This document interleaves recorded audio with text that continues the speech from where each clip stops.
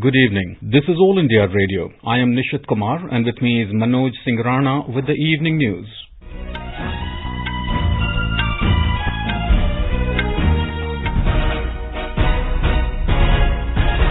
The headlines. Central government appeals to farmers to suspend protests and join talks. Fourth round of meeting to be held on Thursday. In Jammu and Kashmir, nearly 49% voter turnout recorded in the second phase of District Development Council election. Polling concludes for Uttar Pradesh and Maharashtra Legislative Council seats along with Greater Hyderabad Municipal Corporation. Indian growth story continues. FPI, FDI and corporate bond market flows show significant resurgence. India reports new daily COVID-19 cases below 50,000 mark for 24 consecutive days.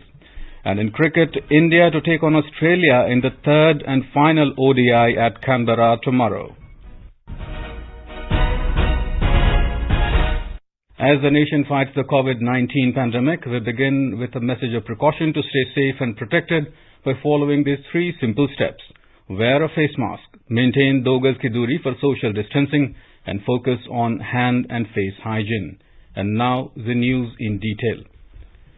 Agriculture Minister Narendra Singh Tomar has said that the central government is ready to hold talks with farmers on every issue concerning them. Talking to reporters after holding meeting with farmers' organization in New Delhi, Mr. Tomar said that the government has appealed to the farmers to suspend the protests and come for the talks. He said, however, this decision depends on farmers and their unions.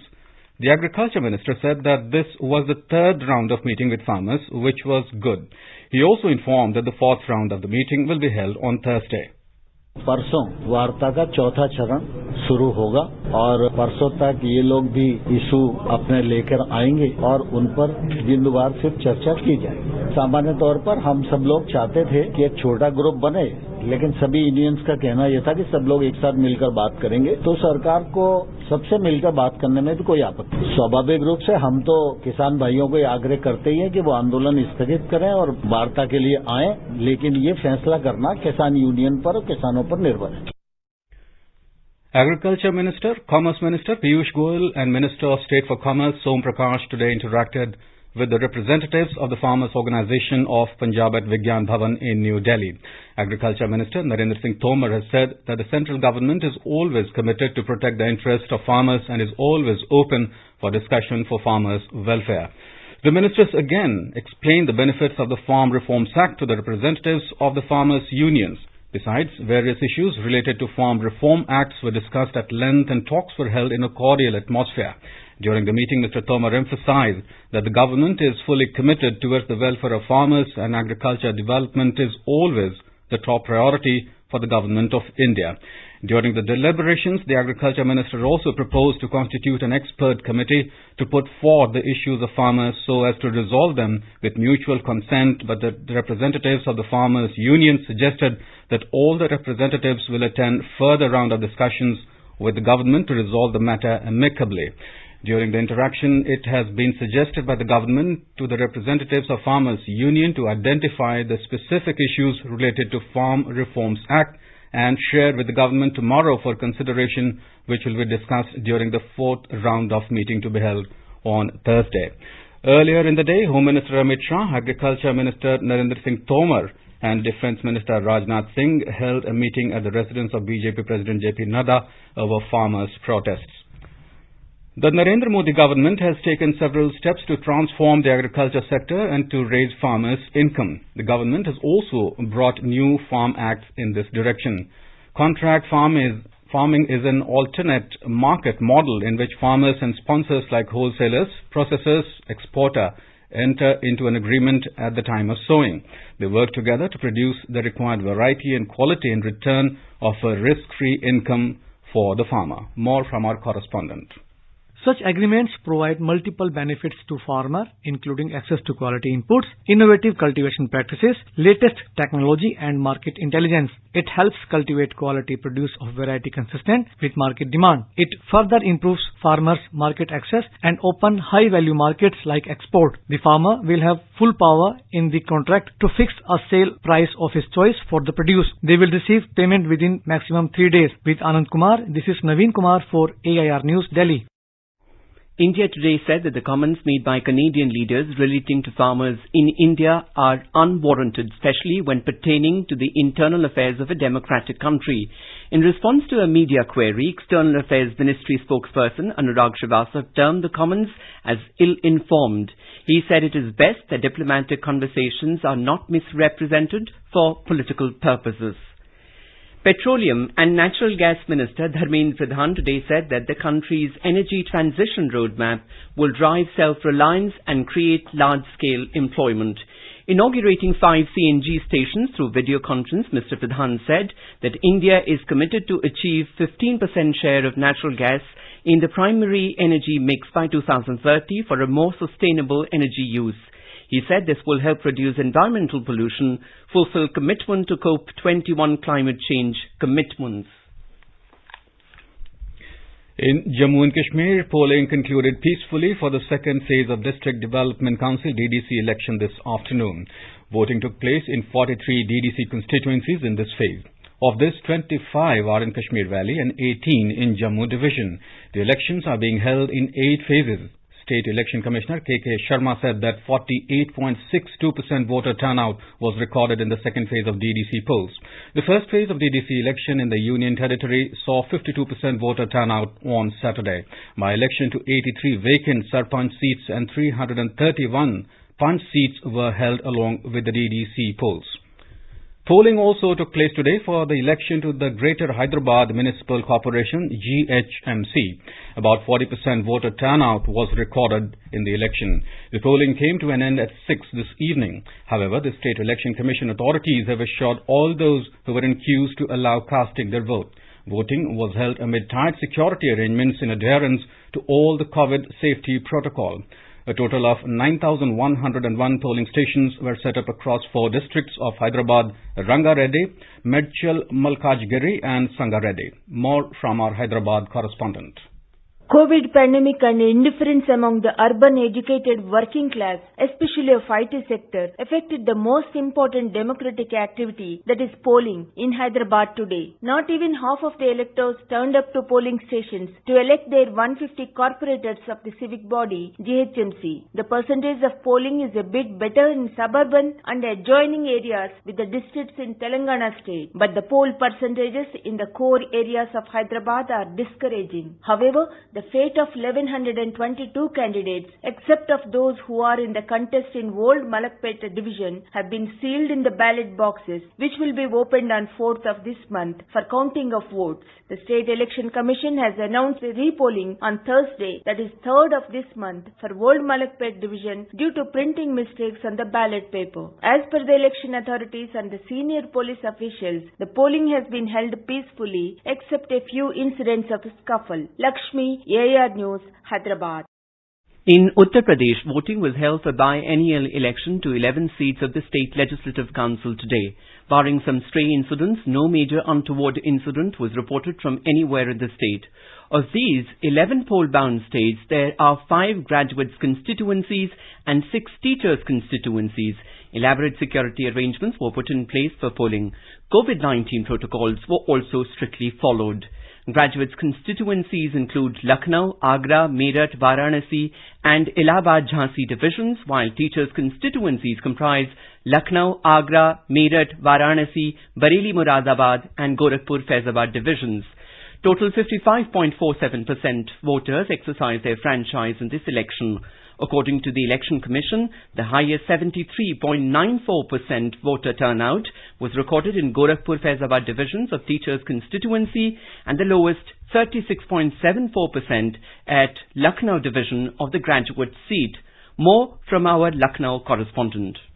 All major parties including BJP, Samajwadi Party and Congress except BSP have fielded their candidates in the election. There are total 199 candidates in the fray, out of which 114 candidates are pitted on graduate constituency seat and 85 on teacher seat. Most 30 candidates are pitted on Meerut graduate seat and least 11 candidates on Lucknow division teacher seat. COVID-19 protocols were strictly followed during the polling and no polling personnel or voter was allowed without face cover or mask. Following the instructions of the Election Commission, the maximum 1,000 voters were restricted at one booth. Besides the polling personnel, 962 sector magistrates, 413 zonal magistrates along with 11 observers were deputed on duty. The polling for these 11 seats was held in 72 districts barring Kanpur Nagar, Kanpur Dehat and Unnao districts. The counting of votes will take place on Thursday. MS Yadav, AIR News, Lucknow.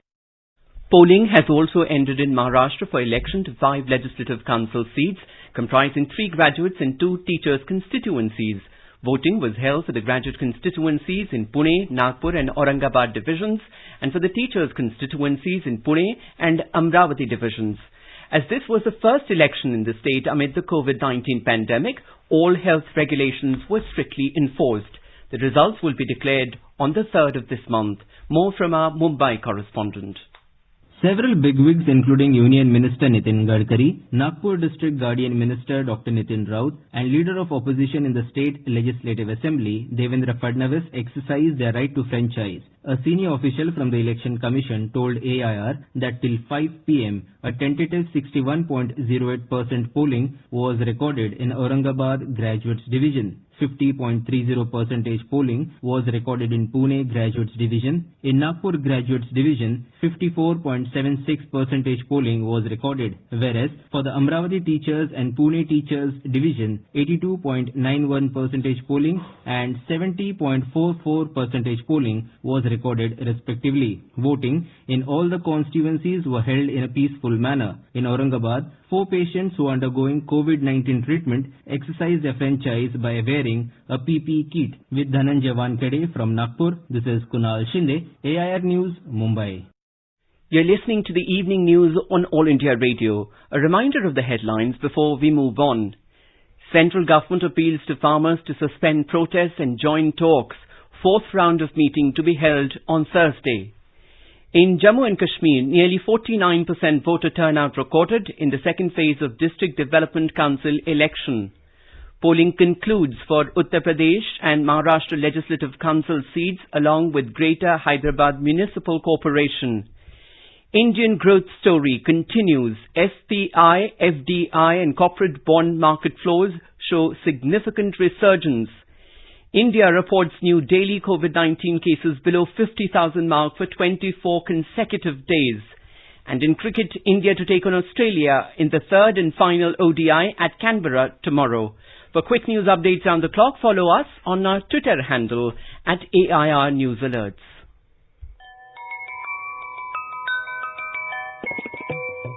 To get accurate, reliable and wide coverage of news, tune into AIR News 24/7 and FM Gold and listen to the major bulletins at 8:30 a.m., 2 p.m. and 8:30 p.m. in English and 8 a.m., 2:30 p.m. and 8 p.m. in Hindi of half an hour each.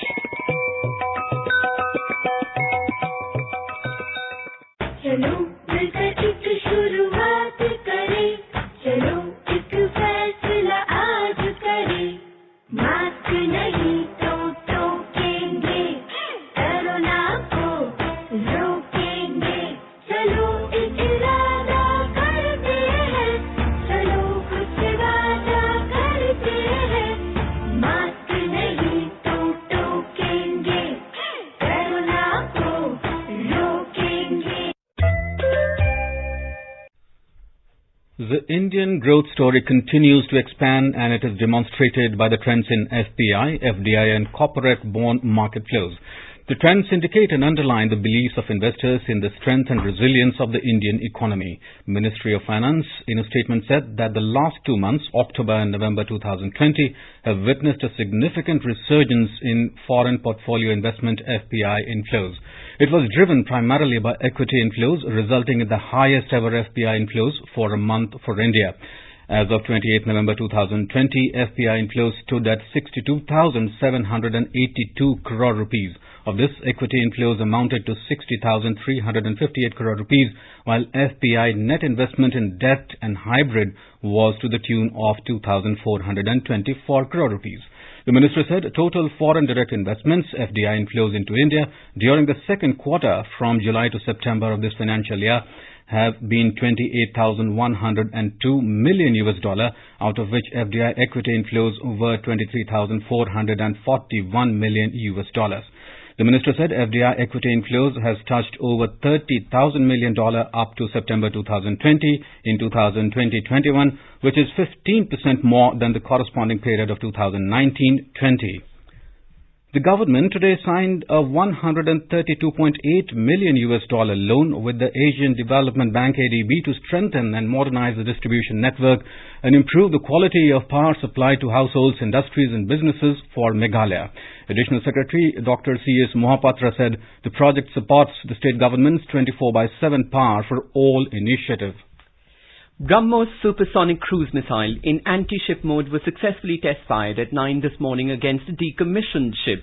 The test firing was carried out by the Indian Navy. The missile performed highly complex maneuvers and hit bullseye of the target.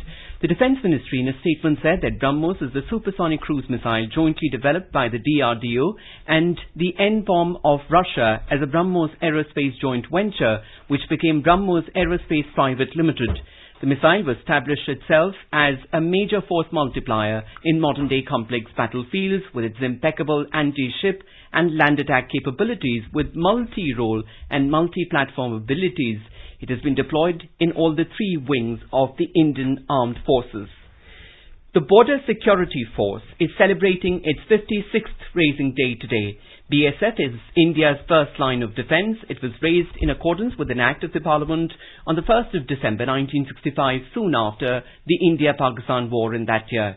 Prime Minister Narendra Modi and Home Minister Amit Shah extended their best wishes to all BSF personnel and their families on their raising day.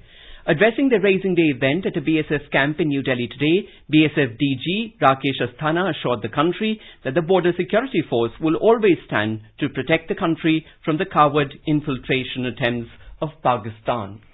India has leaped across a significant milestone in its fight against COVID. The number of new daily cases have been below the 50,000 mark for 24 consecutive days. The Health Ministry said new cases are continuously declining and only 31,000 new cases were reported across the country. The ministry has said that the deaths in India due to COVID-19 per million population is also amongst the lowest in the world. It stands at 100 deaths per million population, while the global average is 186. Addressing media in New Delhi, Health Secretary Rajesh Bhushan said that India's COVID-19 cases per million population is also amongst the lowest in the world. Bharat में cases पर million सबसे कम अनेक ऐसे देश हैं जहां भारत से 6 गुना, 7 गुना, 8 गुना ज्यादा केसेस प्रति मिलियन पॉपुलेशन है. Mr. Bhushan said that over 10 lakh average daily tests conducted and so far over 14 crore tests have been done. India's COVID-19 infections per million and deaths per million are both much lower than many developed countries. Prime Minister Narendra Modi first mentioned COVID-19 to his entire cabinet on 29th of January and asked them to take it seriously. He also directed that India's response must be entirely science-based. At this time, India had not even seen its first case. The Prime Minister has been personally monitoring India's statistics every morning since early March. He then calls up chief ministers to speak to them away from the public eye to get a sense of the situation. Since then, Mr. Modi has discussed COVID-19 situation in all cabinet meetings, asking ministers about their assessment of situation in their respective areas. He has interacted with all sections of society, from healthcare professionals to sportspersons to media, to motivate them to spread awareness and harness their expertise. More from our correspondent. Prime Minister's leadership has proved to be a crucial ingredient in containing the spread of COVID-19. Mr. Modi addressed the nation and came out with a unique Jan Bhagidari initiative called Janta Curfew. The people responded in an emphatic way, and this prepared the nation mentally for an upcoming lockdown. After that, he announced a nationwide lockdown from March 24th. In the same address, he gave the message of Jaan hai to Jahan hai to convey the seriousness of the situation. He also asked people to wear masks and clean hands, which needed, and yet again people responded. Next, before the unlock phase, Mr. Modi addressed the nation again and guided them with the philosophy of Jaan bhi, Jahan bhi. India had gone into lockdown early and also went into unlock phase pretty early. Throughout these phases, Mr. Modi's personal leadership assured every Indian that they are in safe hands, that is following sound scientific advice and putting the objective of saving lives above everything else. Anand Kumar, AIR News, Delhi. In the wake of rising cases of COVID-19, the Himachal Cabinet has recommended the cancellation of the proposed winter assembly session scheduled to begin next week at Dharamshala. The decision not to convene the proposed winter assembly session scheduled to take place from the 7th to 11th of this month was taken in a state cabinet meeting chaired by the Chief Minister Jairam Thakur in Shimla today. In Gujarat, the police have arrested 3 directors of a private company, Gokul Healthcare Private Limited, that operates Uday Shivanand Hospital in Rajkot, where 5 COVID-19 patients were killed in a fire incident. The fire broke out late midnight last week in the ICU ward of the dedicated COVID hospital. Earlier, the police had registered an FIR against 5 directors of the company. Meanwhile, the Gujarat government has slashed the rate of RT-PCR tests. More from our Ahmedabad correspondent.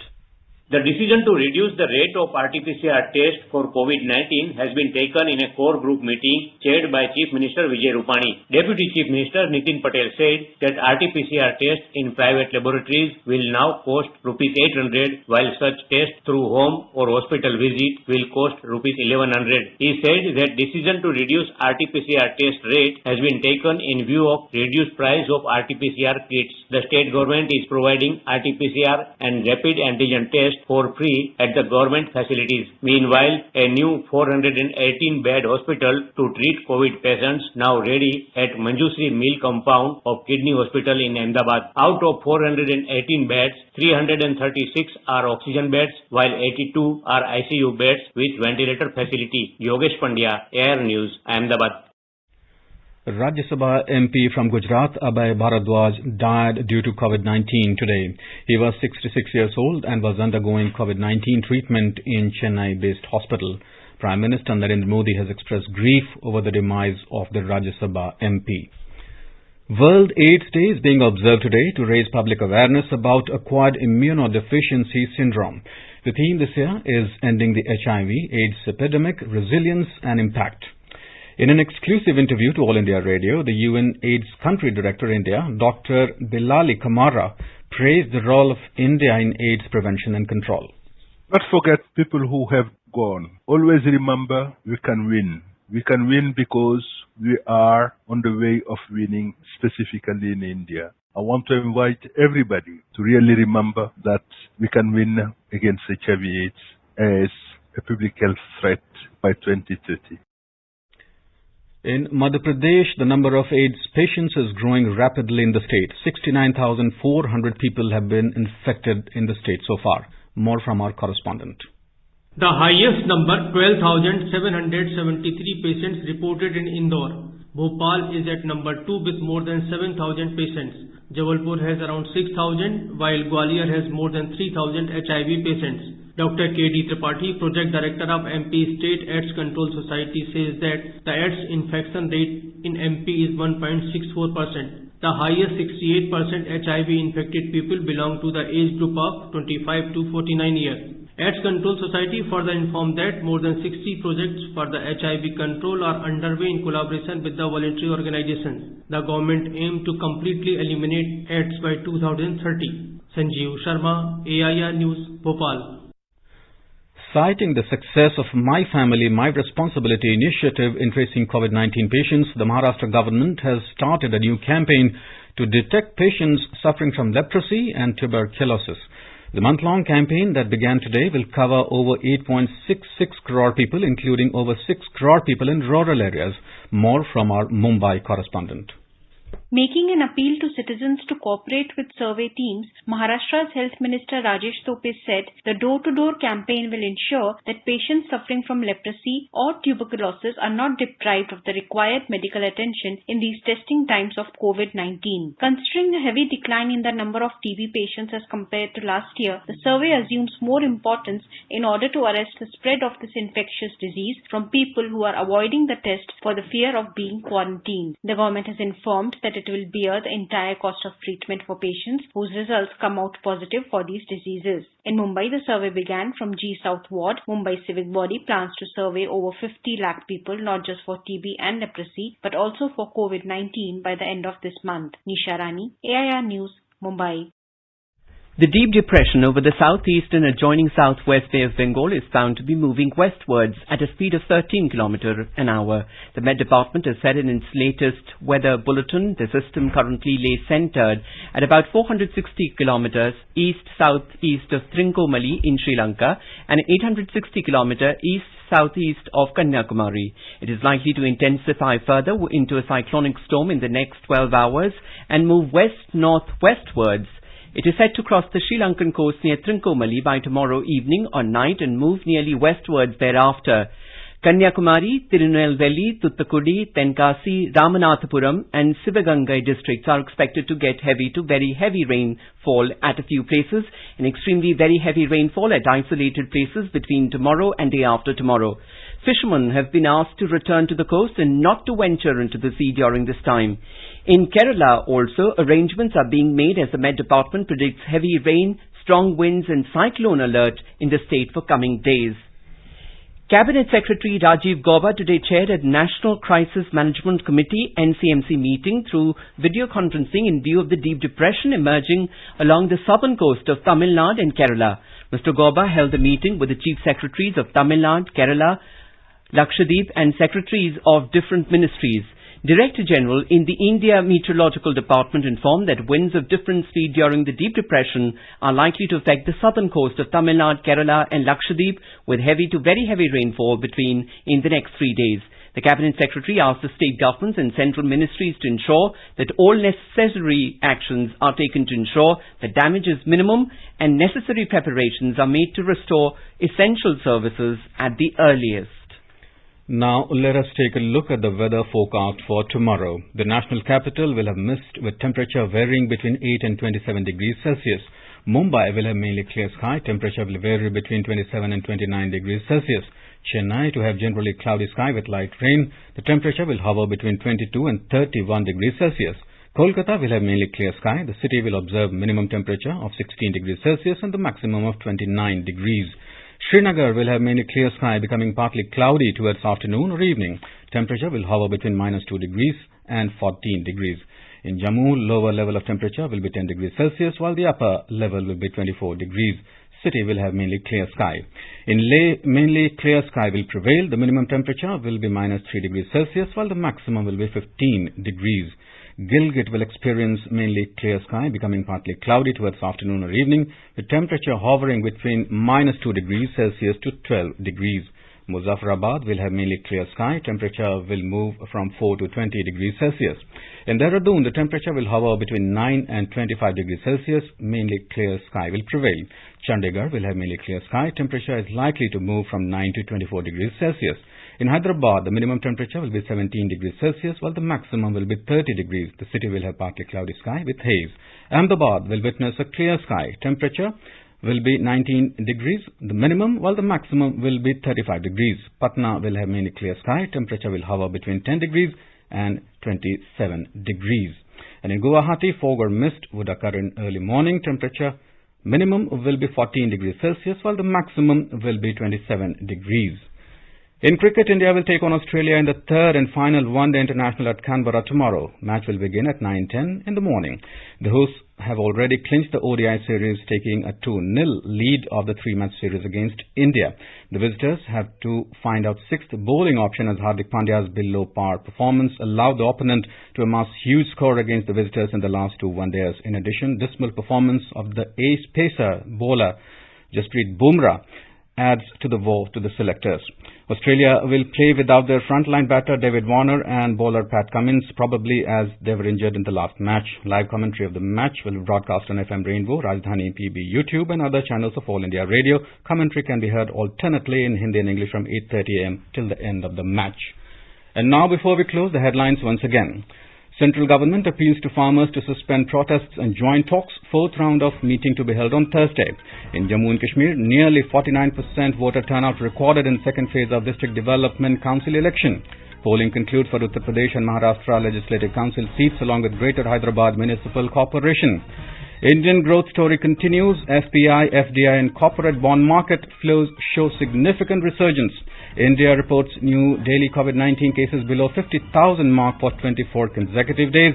And in cricket, India to take on Australia in the third and final ODI at Canberra tomorrow. And with that, we end the evening news. Good night.